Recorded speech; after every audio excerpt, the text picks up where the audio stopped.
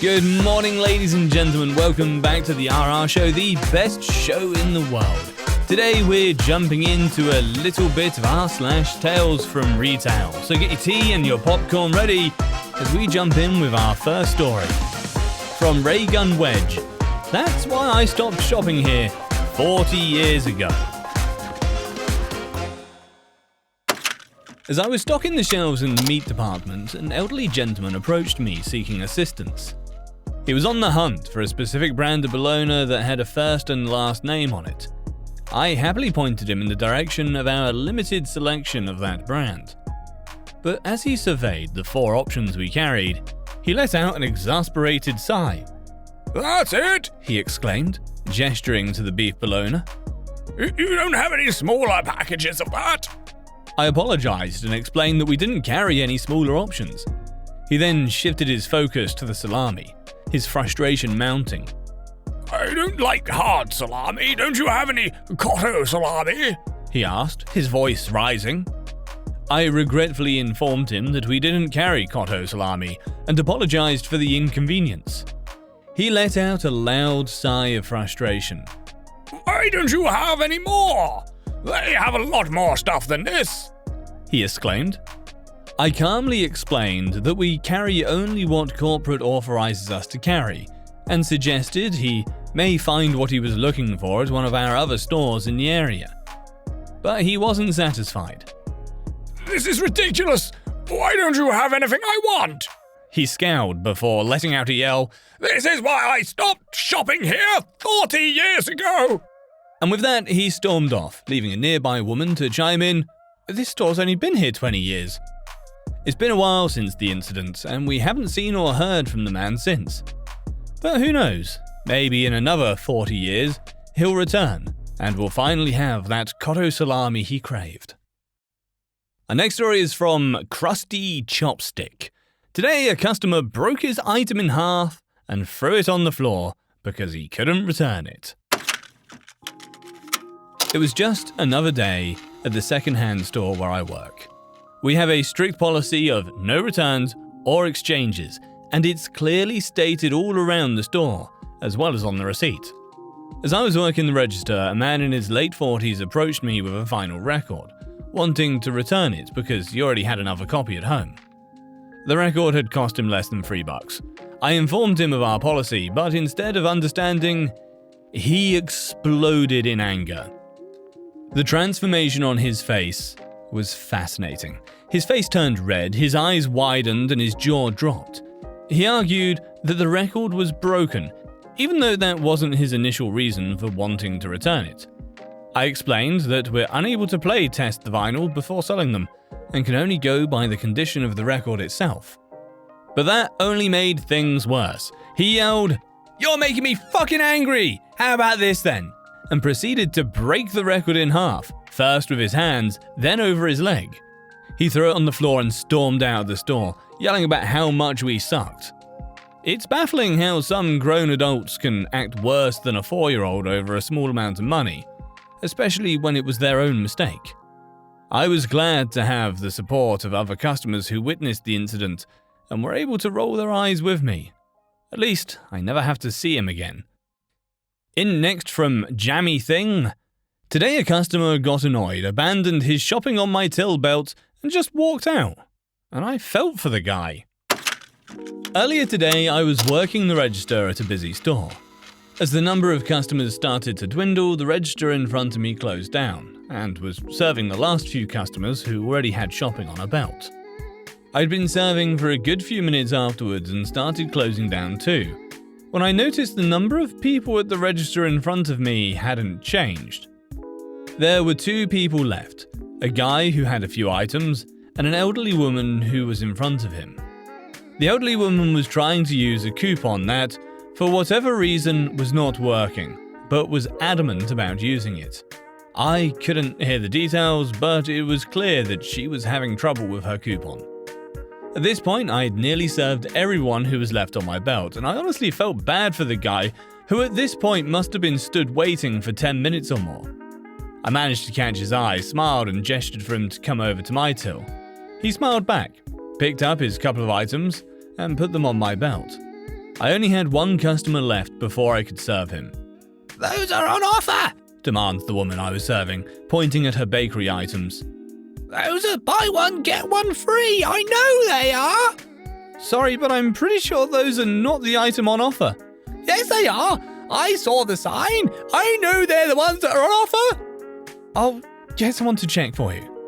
A minute passed and I got informed that her baked goods were in fact not on offer. She didn't say anything. So that'll be... What about these? I know there's an offer for them. She's now pointing at some other food items. Get someone to check them too. I know they're on offer. I'm only partway through asking someone to now check for another offer when the guy who I had beckoned across mutters something under his breath and just promptly walks out of the store, leaving his shopping behind. As he left, I saw the elderly woman still at the register in front of me, now with a manager there too. Even though I knew I was going to have to put his shopping back, I honestly felt for the guy. It was clear that he had grown frustrated with the delay caused by the elderly woman's insistence on using a coupon that wasn't working. Even though the store was busy, it was clear that the elderly woman was having a hard time, and it was unfortunate that the guy had to leave without getting the help he needed. It serves as a reminder to always be patient and understanding with customers, no matter how challenging they may seem. Next up, Refund Me Because I Didn't Win by Scream Queen 32. Recently, the Powerball jackpot had reached almost $2 billion, and I, working at the customer service desk of a grocery store, was excited to see the frenzy of people buying tickets. One gentleman in particular caught my attention. He purchased almost $1,200 in tickets and made the usual joke, if I don't win, I get my money back, right? Even though he was laughing and smiling while saying it. I gave him the standard polite smile and he went on his way. The following day, the numbers were drawn and it was announced that someone in California had won. My shift went on as normal, or so I thought.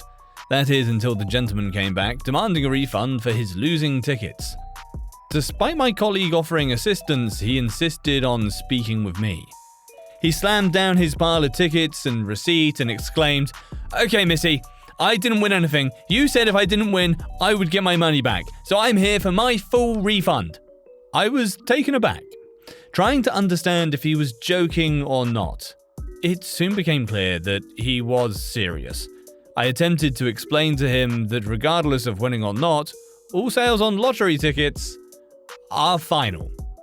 But he refused to listen and started screaming, No, you said it yesterday, if I didn't win, I get my money back. Now refund me before I call the cops and tell them that you stole all my money."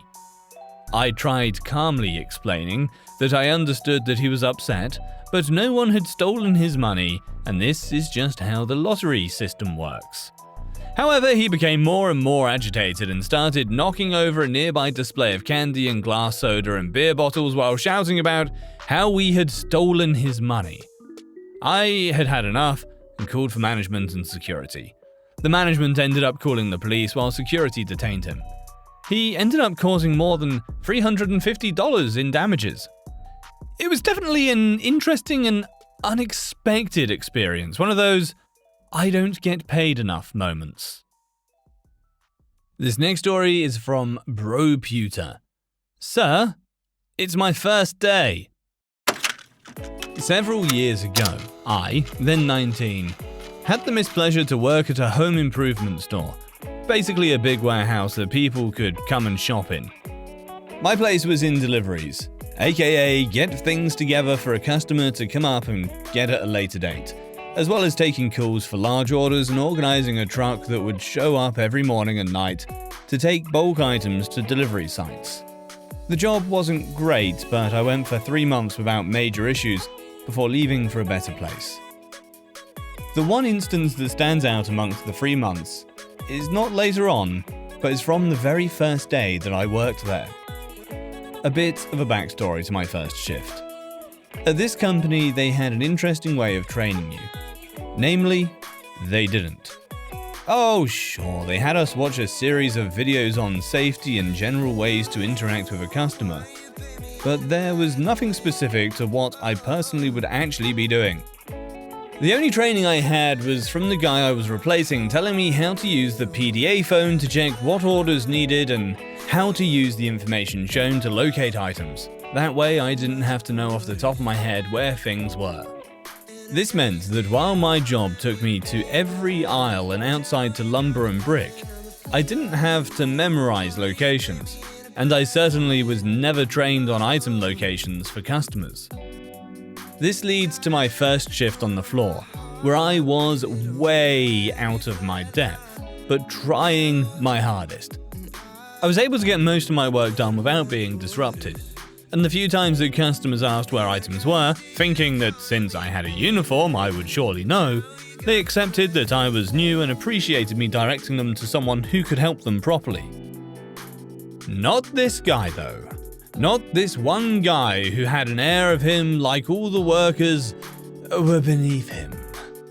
It is almost the end of my first shift and I'm happy to be going home. I'm up on a ladder getting some items from the overhead storage in an aisle when this man comes up and asks where some specific pool item was. I don't recall what it was now. Of course, I didn't know, but I did know that earlier in the day I'd picked up some pool supplies in the outer yard, not far away from where we were. So of course I tell him, sorry, I'm not sure since I'm new, but I believe they're over that way? You should check there. He proceeds to just stare at me. I ask him if he needs any other assistance, to which he replies that he does not, and asks my name, which I give him, not thinking much of it. Then he wanders off towards where I indicated, and I don't think any more of it. That is until right at the end of my shift, right as I'm finishing filling some info out at the main customer assistance area, which is also where the computer I used is located. Right near the end, I hear my name mentioned and I look up to see the man talking to my manager right near me. When he sees me looking, he just turns to me, looks me dead in the eye and yells, "You have an attitude problem," pointing right at me. "How dare you not know where the item I needed was? You should have walked with me straight to it, not sat up on your ladder twiddling your thumbs doing nothing." I was incredulous, and all I could stammer out was that it was my first day on the job. He then proceeded to say that that was no excuse and that I was insert various insults to my intelligence that I won't repeat, and that I should be fired for incompetence. This was my first time in retail, and I was absolutely dumbfounded that people would act like this in public.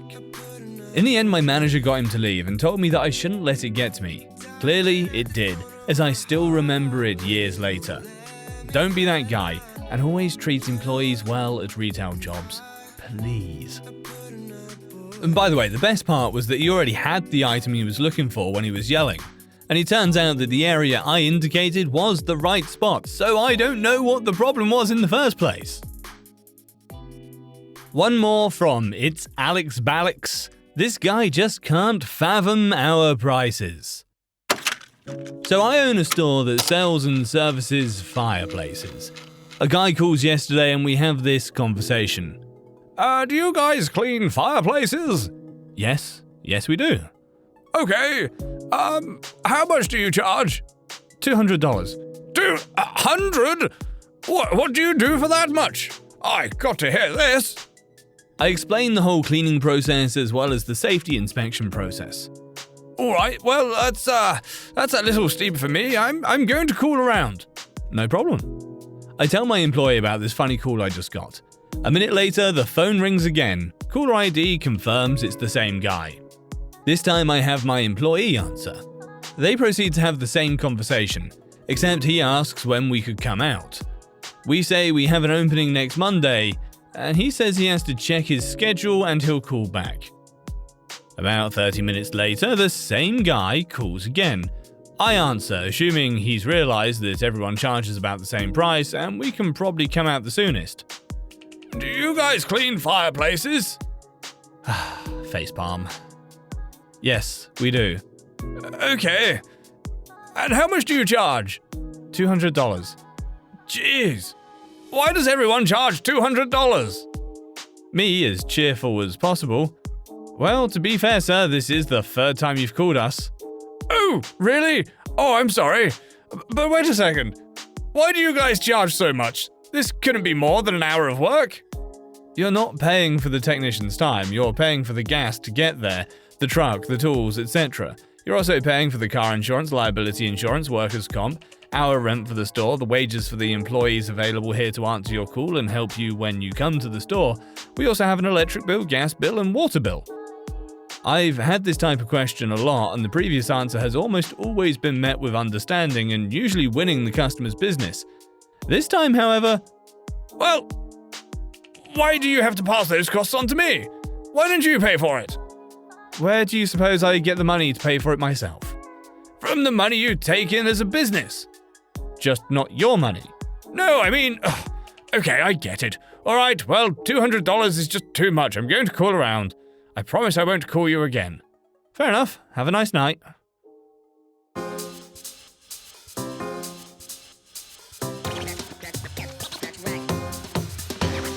Yes, hello there. I'd like one episode of the RR show, please. Yes. How much is that going to be? Free? How dare you? Free is far too much. What do you mean? Thanks for listening, guys. I'll see you in the next one.